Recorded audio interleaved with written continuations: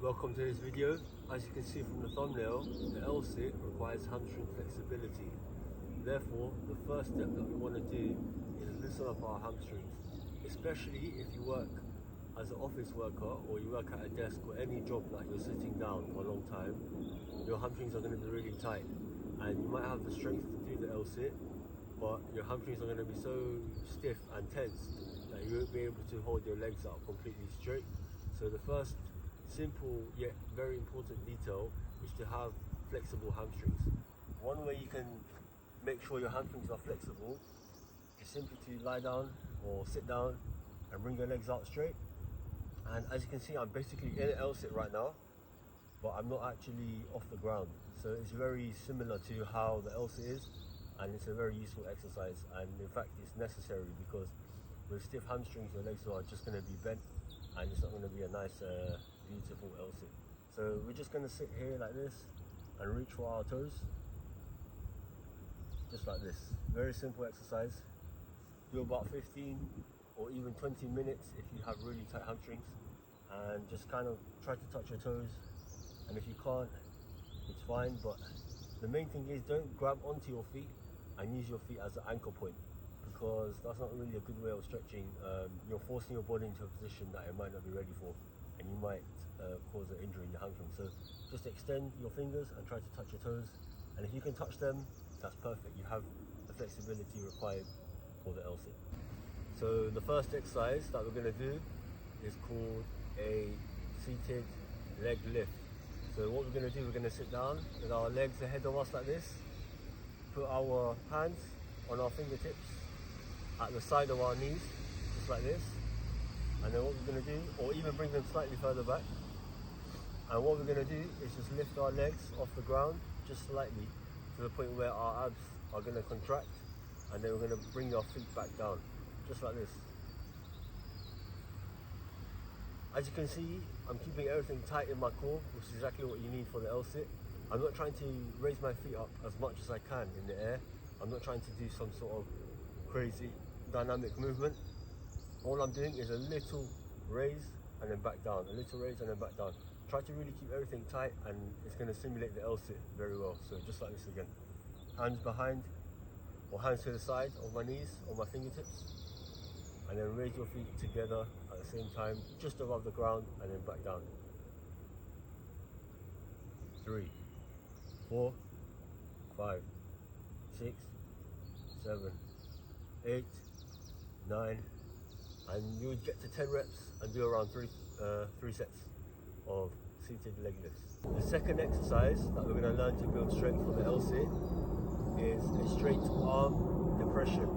So to do the L-sit, you do need a lot of core and ab strength, but you also need a bit of upper body strength as well, because you're pushing your body away from the ground. So in the previous exercise, I showed you how to raise your knees up while keeping your upper body quite dormant. You're not really using your upper body in that exercise, but this is going to be the opposite of that movement. So you're building 50% of it at this side, and then you're coming back to the upper body side, and then when you put it together, you should be able to do the L-sit. So this one, keep your arms straight, make sure there's no bend in your arms, and if anything, just a slight bend, a very slight bend. So it's not an upper body exercise like a bench press, for example, where you bend your arms and you're pushing as much weight as possible. You're going to keep your arms straight to your sides, so either side of your hips. This is an important technique or form detail. Either side of your hips, and now from here, just want to raise, push your arms into the ground. It looks like I'm really not doing anything, but that's the point. It's just a short movement with your arms straight, and you're trying to build that strength to be able to push with arms straight into the ground. So feet straight, lift your hips above the ground, and you can just hold this position, or if even better, push your arms into the ground while keeping them completely straight. One tip that I want to share with you guys is that your journey to unlock the L-sit is going to be a lot easier if you buy these handlebars or parallettes. So what they do is, as you can see, they give you a raised, elevated surface to push from. So by doing this, you're allowing your body that extra elevation without having to produce it yourself. Initially, this is going to help you because you're not going to be strong enough to hold the L-sit on the floor, which is harder than holding it on these. So you want to help yourself a bit and kind of still train your strength, but you're skipping the hardest part of it to start off with, so you can build some strength in the first place, if that makes sense. You don't want to go straight into the deep end, you want to slowly work your way up. So I highly advise getting a pair of these parallettes. The good thing about parallettes is, as I said, they give you an elevated surface. So as I showed you before, you can do that exercise where you sink in with straight arms, push back up. This is even better on parallettes because you can go a bit deeper, just like that.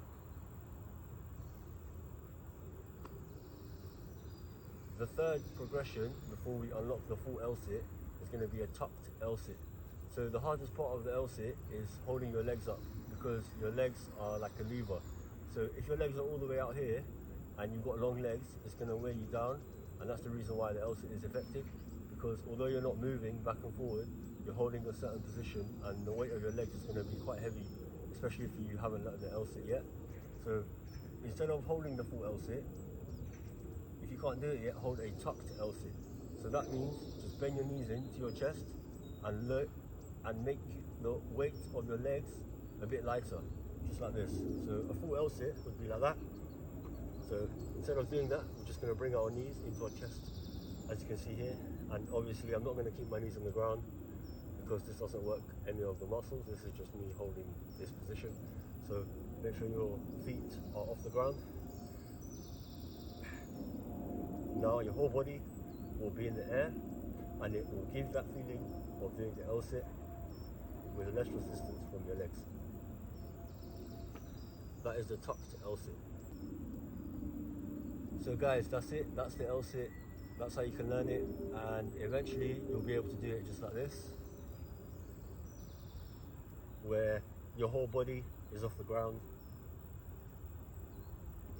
And this is going to really contract your abs really hard, and it's going to build a little bit of upper body strength as well. But I'll say it's around 70 to 80% of an ab exercise.